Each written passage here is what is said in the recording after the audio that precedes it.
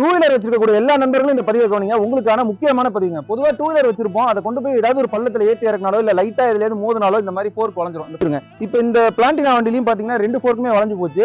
நிறைய நண்பர்கள் என்ன பண்றீங்கன்னா ஹேமர் யூஸ் பண்றீங்க. அந்த மாதிரி ஹேமர்லாம் யூஸ் பண்ணாதீங்க. ஹேமர் யூஸ் பண்ணீங்கன்னா இதுல சின்னதா ஒடுக்கு மாதிரி ஆயிரும். அப்படி ஆனிச்சுன்னா இதுல சீல் போயிட்டு வரும்போது சீல் லீக் ஆரம்பிச்சிடும். ஸோ இந்த டியூபே அப்புறம் மாத்திர மாதிரி ஆகும். அது செலவு அதிகமா போகும். இந்த மாதிரி ஆயிடுச்சு அப்படின்னா லேத்து பக்கத்துல எங்கேயாவது இருந்துச்சுன்னா ஹைட்ராலிக் பிரஸ், இந்த மாதிரி ஹைட்ராலிக் பிரஸ் இருந்துச்சுன்னா அதுல நீங்க பெண்ட் எடுக்கலாம். எப்படி பெண்ட் எடுக்கிறோங்கிறத கொஞ்சம் கவனிங்க.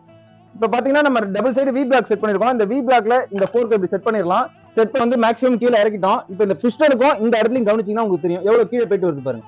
ஸோ இந்த அளவுக்கு இது பெண்ட் ஆயிடுச்சுங்க. இப்போ இந்த டியூப் நம்ம பெண்ட் எடுக்க போறோம் பாருங்க.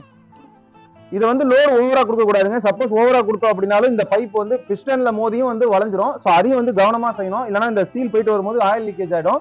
அந்த மாதிரி பொறுமையா பிரஸ் பண்ணுங்க. இந்த 2 வி பிளாக்லயும் வச்சு இதை சுத்தும் போது எந்த இடத்துல மேல வருதோ அந்த இடத்துல